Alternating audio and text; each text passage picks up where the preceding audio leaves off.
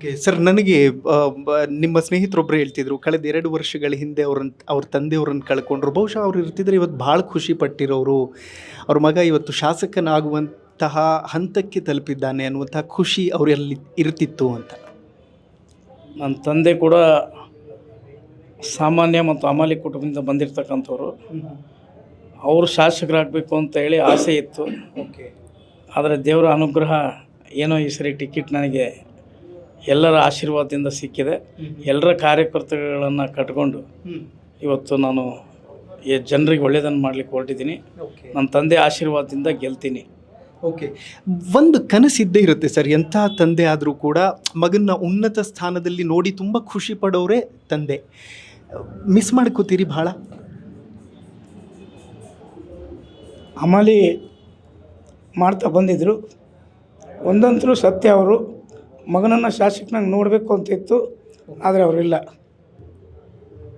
But ಅವರು ಹಾಕಿಕೊಟ್ಟಂತಹ ಹಾದಿ ನಿಮ್ಮ ಜೊತೆ ಇದೆ. ಅವ್ರ ಆದರ್ಶನೇ ನನಗೆಲ್ಲ ಇದೆ. ಅವ್ರ ಆದರ್ಶದಿಂದ ನಡೀತೀನಿ. ಹತ್ತಿದ್ದೀರಾ ಸರ್ ಯಾವತ್ತಾದರೂ ತಂದೆ ಆ ಮೂಟೆಗಳನ್ನು ಹೊರುವಂಥ ಸ್ಥಿತಿ ನೋಡಿ ಯಾವತ್ತಾದರೂ ಕಣ್ಣೀರಿಟ್ಟಿದ್ದೀರಿ ಅಂತ?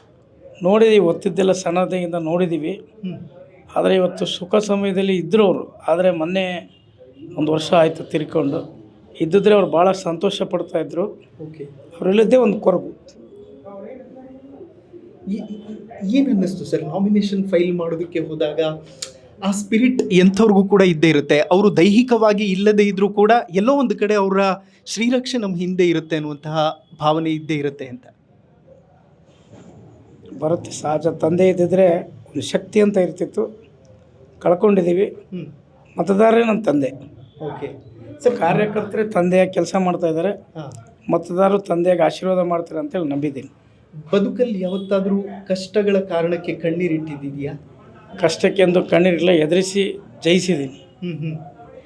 ಯಾವ ಕ್ಷಣ ತುಂಬ ಭಾವುಕ ಅಂತ ಅನಿಸ್ತದೆ ಸರ್ ತಮಗೆ ಬದುಕಿನಲ್ಲಿ? ಬದುಕಿನಲ್ಲಿ ನನ್ನ ತಂದೆ ಕಳ್ಕೊಂಡಿರೋದೇ ಒಂದು ಭಾವುಕ. ಆ ಕ್ಷಣನೇ ನನಗೆ ಇವತ್ತು ಭಾವುಕನಾದ ದಿನ. ಓಕೆ.